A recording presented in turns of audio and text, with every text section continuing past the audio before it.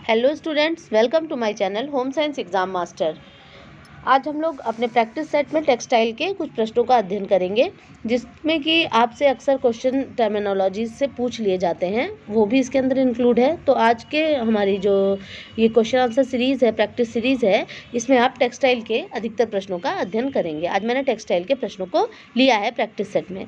तो पहला प्रश्न है, क्षार के गर्म व सांद्र घोल में ऊन और सिल्क के तंतु क्या हो जाएंगे? घुल जाएंगे, कोई प्रभाव नहीं पड़ेगा, सिकुड़ जाएंगे, फूल जाएंगे।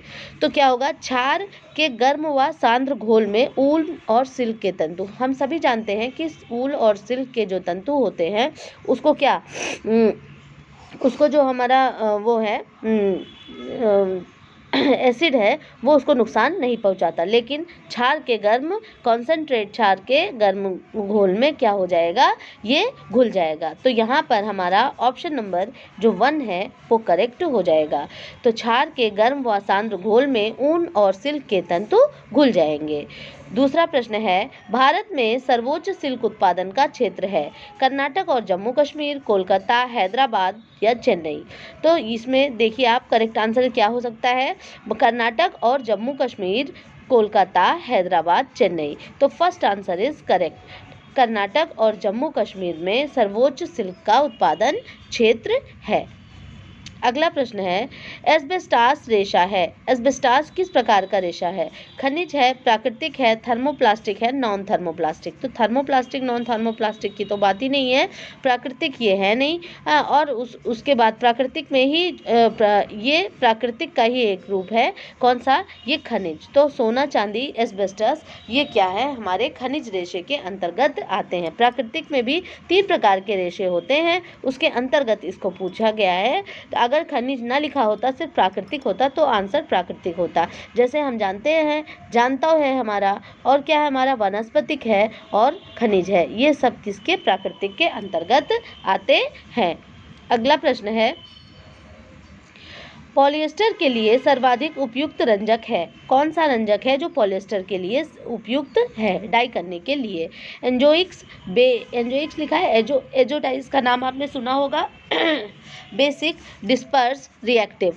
तो यहाँ पर करेक्ट आंसर क्या हो जाएगा कि पॉलिएस्टर के लिए जो सबसे उपयुक्त रंजक है, ये प्रश्न कई बार परीक्षा में आया गया, इसको आप इम्पॉर्टेंट भी नोट कर सकते हैं कि कौन सा? एजोडाइज जो होते हैं, एजोइक्स, एंजोइक्स, वो क्या है? ऑप्शन नंबर ए आपका यहाँ पर पहला ऑप्शन आपका करेक्ट हो जाता है। अगला प्रश्न है, रेटिंग की प्रक्रिया किस रेशे के निर्माण में उपयोगी है? मतलब कौन से रेशे के निर्माण में रेटिंग की प्रक्रिया की जाती है? तो रेटिंग की जो हमारी प्रक्रिया है वो किस रेशे के निर्माण में? रेयॉन में, रेशम में, नायलॉन में, कोपोक में। तो जो रेटिंग की प्रक्रिया है वो किस में की जाती है? वो रेयॉन में की जाती है। तो यहाँ पर ऑप्शन नंबर ए हमारा करेक्ट हो जाता है। इसमें जो कोपोक है ये हमारा वानस्पतिक के रेशे के अंतर्गत आता है, रेशम हमारा आता है जानता रेशे के अंतर्गत आता है, रेयॉन जो है जो मानव निर्मित रेशे के अंतर्गत आता है। इसमें रेटिंग की प्रक्रिया में क्या होता है? किसी चीज़ को पानी में रख करके क्या करते हैं? गलाने की प्रक्रिया करते हैं, पीट करके उससे छाल को अलग किया जाता है। अगला प्रश्न है, तो इसमें करेक्ट आंसर आपका रेयॉन हो जाएगा। धागों का झुंड लंबाई 840 यार्ड्स जाना जाता है, किस नाम से? Hang, pound, number 1, count 2। तो यहाँ पर एक हैंक बराबर कितना? 40 यार्ड्स। ठीक है, तो ऑप्शन नंबर ए आपका पहला ऑप्शन यहाँ पर करेक्ट हो जाता है। अगला प्रश्न है, सूत से बुना प्लेन रेशा है, क्या है? शिफॉन है, क्रीप है, कैलिको है और जॉर्जेट है। प्रश्न यहाँ से बहुत बार पूछा गया है। सूत से बुना मतलब कॉटन के रेशे की बात कर रहे हैं, प्लेन रेशे की बात कर रहे हैं, तो वहाँ पर करेक्ट आंसर आपका हो जाएगा शिफॉन भी नहीं हमारा होगा, क्रीप भी, जॉर्जेट भी नहीं, और यहाँ पर करेक्ट आंसर क्या हो जाता है? कैलिको हो जाता है। ठीक, अगला प्रश्न है, चरण में सूत कताई के लिए तैयार होता है, कार्डिंग, बॉलिंग, स्लीवरिंग, कॉम्बिंग। तो ये जो सारे ये चरण हैं ये किस चीज़ के हैं, जब हम कॉटन की पूरी मैन्युफैक्चरिंग जो होती है उसी के कार्डिंग कॉम्बिंग है, जो ये मैन्युफैक्चरिंग है उसी के बारे में बताया गया है। तो ये कह रहा है कि सूत की कताई के लिए तैयार होता है। कौन से चरण में सूत कताई के लिए तैयार होता है? तो वो जो है स्लीवरिंग, जो बड़े बड़े से लच्छे बना लिए जाते हैं, जो स्लीवर बना लिया जाता है, फिर उससे क्या होता है, सूत की कताई स्टार्ट होती है। तो यहाँ पर करेक्ट आंसर हो जाता है स्लीवरिंग।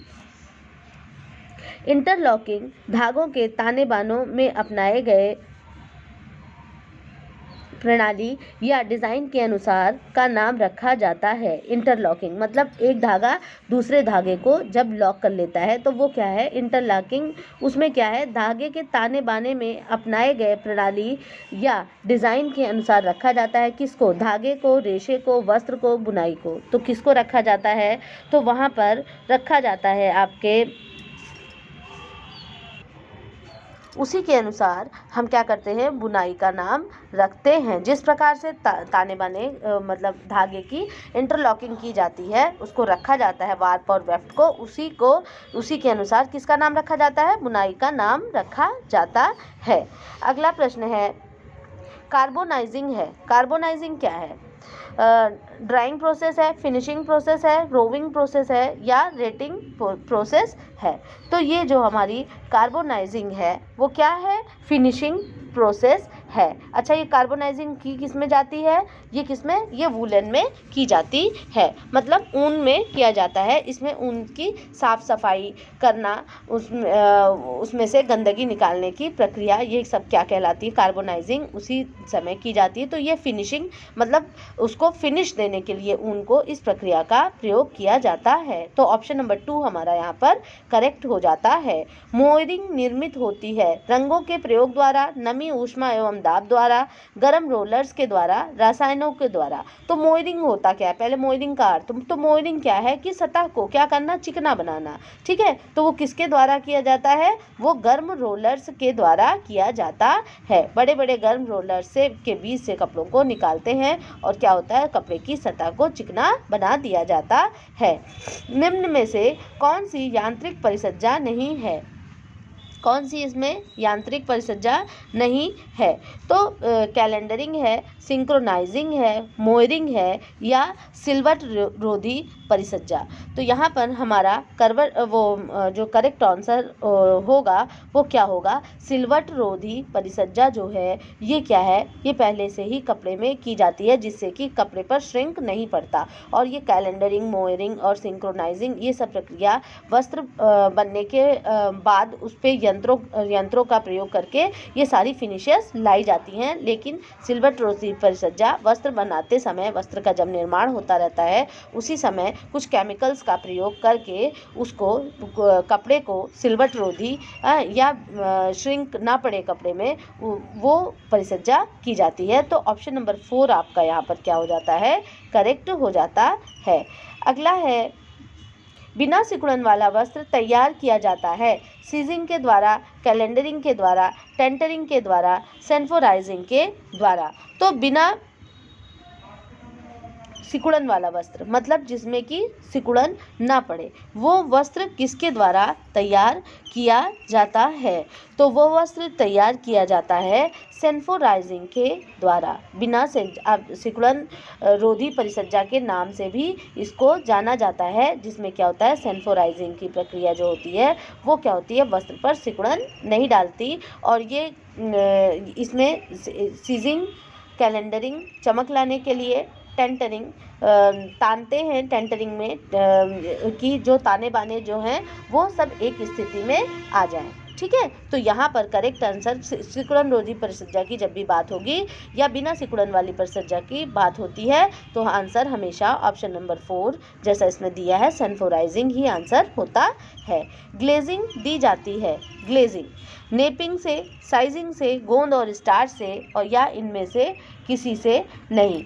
तो जो ये ग्लेजिंग की प्रक्रिया है वो किस लिए, चमक लाने के लिए दी जाती है। तो इसके लिए हम किसका प्रयोग करते हैं, गोंद और स्टार्च का प्रयोग करते हैं। ठीक, ग्लेजिंग की प्रक्रिया चमक लाने के लिए दी जाती है। ऊनी वस्त्रों की परिसज्जा में खींचने की क्रिया को क्या कहते हैं। ऊनी वस्त्र की परिसज्जा में ये पूछ रहा है। ग्लेजिंग है, क्रेविंग है, साइजिंग है, इनमें से कोई नहीं। तो जो ऊनी वस्त्रों की परिसज्जा है उसमें से खींचने की प्रक्रिया को क्या कहते हैं, साइजिंग कहते हैं। इसमें क्या होते हैं, छोटे रेशे, बड़े रेशे, इन सारी चीज़ों को क्या करते हैं, अलग अलग करते हैं। उसको खींच करके अलग कर लिया जाता है। एक बड़े बड़े से कंघे टाइप की चीज़ होती है और उससे खींच करके सबको अलग अलग साइज में कर लिया जाता है। तो उसको हम क्या कहते हैं, साइजिंग कहते हैं। निम्न में से कौन यांत्रिक परिसज्जा है।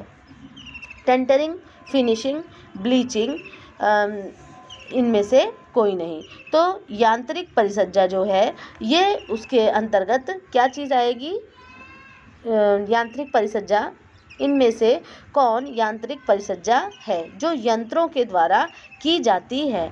तो जितनी भी फिनिशेस हैं मतलब परिसज्जाएं हैं वो किसके द्वारा, फिनिशिंग के अंतर्गत आती हैं। परिसज्जा जो है वो फिनिशिंग के, और इसमें पूछ रहा है कि किससे की जाती है। तो यहाँ पर करेक्ट आंसर क्या हो जाएगा, टेंटरिंग। टेंटरिंग में क्या होता है, एक लकड़ी का फ्रेम होता है और उसमें कुछ यहाँ पर ऐसे हुक से लगा दिए जाते हैं और उससे क्या करते हैं, कपड़े को इस तरह से ऐसे तान देते हैं। तो इस तरह क्या होता है, कपड़ा बिल्कुल खिंच जाता है। ठीक, और जो ये फिनिशिंग जो है वो यंत्रों के द्वारा भी होती है, केमिकल्स के द्वारा भी होती है। इसका आंसर कहीं कहीं आपको फिनिशिंग भी देखने को मिलेगा, लेकिन मेरे हिसाब से फिनिशिंग इसका करेक्ट आंसर नहीं है। ब्लीचिंग हम जानते हैं कि इसमें कौन सी रासायनिक परिसज्जा है। ठीक, और टेंटरिंग ही एक ऐसी है जो कि हम यांत्रिक के अंतर्गत ला सकते हैं। तो यहाँ पर ऑप्शन नंबर ए करेक्ट हो जाएगा। अगर किसी को फिनिशिंग दिखता है आंसर में, कॉन्सेप्ट आपका क्लियर होना चाहिए, आंसर कुछ भी हो। पटोला साड़ियाँ द्वारा उत्पादित की जाती हैं। किसके द्वारा पटोला साड़ियाँ उत्पादित की जाती हैं, तो पैठड़ी, टाई एंड डाई, हिमरस या ब्लॉक डाइंग। तो हम सभी जानते हैं पटोला साड़ियाँ किसके द्वारा, टाई एंड डाई के द्वारा की जाती हैं। और पटोला साड़ियाँ कहाँ से, गुजरात की बड़ी फेमस होती हैं। अगला प्रश्न है, कश्मीरी एम्ब्रॉयडरी को कहते हैं हेरिंग बोन, पश्मीना, फ्लैरिडा, कसीदा। तो कश्मीरी एम्ब्रॉयडरी को हम किस नाम से जानते हैं, कसीदाकारी या कसीदा के नाम से जानते हैं। अगला है, चिकनकारी में निम्नलिखित कढ़ाई के टाकों में उभार के प्रभाव से कौन से टाके उत्पन्न करते हैं। चिकनकारी में निम्नलिखित कढ़ाई के टाकों में उभरा हुआ प्रभाव, मतलब ऊपर को उभरा हुआ प्रभाव जो होता है वो कौन से टाके उत्पन्न करते हैं। तो मुर्री है, फंदा है, तियपची है और बखिया है। ठीक, तो यहाँ पर जो ये इसमें कुछ कूट भी दिया हुआ है, इसको आप देख लें कि क्या है। पहला और तीसरा, पहला और दूसरा, तीसरा और चौथा, दूसरा और तीसरा। तो चिकनकारी जो है उसमें जो उभरा हुआ जो प्रभाव है वो मुर्री और फंदा, ठीक है, मुर्री से और फंदा से उभरा हुआ प्रभाव उत्पन्न करते हैं। अगर कभी चिकनकारी के टाके भी, उसके प्रकार भी पूछे जाते हैं तब भी आपका ये है आपका तियपची, फंदा, मुर्री, बिजली, ये सब किसका, चिकनकारी के ही टाके हैं। लेकिन यहाँ पर पहला और दूसरा इज द करेक्ट आंसर कि उभरा हुआ प्रभाव उत्पन्न करने की बात कर रहा है। प्लेकेट्स कहते हैं, प्लेकेट्स किसको कहते हैं, सिलाई को, जोड़ को, तुरपन को या बटन की पट्टी को। तो प्लेकेट्स किसे कहा जाता है, प्लेकेट्स कहा जाता है बटन की पट्टी जो होती है, जो पीछे फ्रॉक वगैरह में आपने देखा होगा, एक ये जो बटन ऐसे डबल करके ये इस तरह से जो हम पट्टी बनाते हैं उसमें क्या करते हैं, उसमें हम काज लगाते हैं। तो वही क्या है, ये इसको हम प्लेकेट्स के नाम से जानते हैं। अगला प्रश्न है, कौन सुमेलित नहीं है। फुल्की पंजाब, मतलब फुल्की नहीं फुलकारी, ठीक है। मुर्री लखनऊ को सुमेलित नहीं है पूछ रहा है ना, तो मुर्री लखनऊ, फुलकारी पंजाब की, कसूती लखनऊ की, कांथा हरियाणा की, ठीक है। तो इसमें कौन सा पूछ रहा है कि कौन सा इसमें सुमेलित नहीं है। ठीक। तो यहाँ पर हम सभी जानते हैं कि हमारा जो है जो कसूती है ये कर्नाटक की, ठीक है, कसूती कहाँ की, कर्नाटक की। और कांथा हमारा ये जो इसमें जो मैच नहीं कर रहा है वो कांथा हरियाणा का मैच नहीं कर रहा है। फुल्की नहीं होता, फुलकारी होता है, फुलकारी पंजाब की, और मुर्री लखनऊ की, और कसूती कर्नाटक की। ये गलत यहाँ पर छपा हुआ है, और यहाँ पर करेक्ट आंसर जो दिया हुआ है वहाँ वो दिया हुआ है कांथा हरियाणा का, तो कांथा हरियाणा का तो नहीं होता है। इसलिए ऑप्शन नंबर 4 जो है ये यहाँ पर करेक्ट आंसर हो जाएगा। और यहाँ मैं इसको आपको करेक्ट दे रही हूँ कि कसूती कहाँ की होती है, कर्नाटक की। ठीक। कांथा आपका पश्चिम बंगाल का है। अगला है, शहर जो जरी की कढ़ाई के लिए प्रसिद्ध है वो कौन सा शहर है? लखनऊ है, ग्वालियर है, बनारस है या पटना है? तो बनारस जो है ये कहाँ, ये जरी की कढ़ाई के लिए प्रसिद्ध है। लखनऊ की हम सभी जानते हैं कौन सी है, चिकनकारी, और बनारस की है हमारी जरी की कढ़ाई। पोशाक पर लगाई जाने वाली जेब कौन सी होती है? कंगारू पॉकेट, बेल्ट पॉकेट, योक पॉकेट और बाउंड पॉकेट। तो किस पे पोशाक पर जो लगाई जाती है वो कौन सी है? पोशाक पर लगाई जाने वाली जेब, तो पोशाक पर लगाई जाने वाली जेब जो है वो कंगारू पॉकेट है। कंगारू पॉकेट आप ने देखा होगा कि जैसे फ्रॉक्स वगैरह में, जैसे अगर ये फ्रॉक है तो यहाँ पर इस जगह पर ऐसे एक बड़ी सी ऐसे पॉकेट लगा देते हैं, तो वही क्या कंगारू पॉकेट के नाम से जानी जाती है। अगला है, वह फैशन जो अल्पकाल के लिए रहता है और कहलाता है। तो वह जो फैशन अल्पकाल के लिए रहता है और वो क्या कहलाता है? सिलोट कहलाता है, फेड कहलाता है, स्टाइल कहलाता है और कैमोफ्लेज कहलाता है। तो कैमोफ्लेज यहाँ लिखा है, जो क्लासिक जो होता है वो क्या बहुत ही लंबे समय के लिए किया जाने वाला फैशन होता है। और जो ये है आपका स्टाइल जो है वो क्या होती है? स्टाइल आपकी बहुत ही कम समय के लिए होती है। ठीक है, तो यहाँ पर करेक्ट आंसर आपका स्टाइल हो जाएगा। तो ऑप्शन नंबर 3 यहाँ पर स्टाइल दिया हुआ है, इसलिए मैं स्टाइल आपको यहाँ पर बता रही हूँ कि आंसर स्टाइल आयोग ने माना है। तो इसलिए क्योंकि स्टाइल जो होती है बहुत ही कम समय के लिए होती है। तो इस तरह से आज का हमारा ये आपका प्रश्नोत्तर की जो सीरीज़ है प्रैक्टिस सेट की, वो आज की ख़त्म होती है। और कीप लर्निंग। Okay, bye.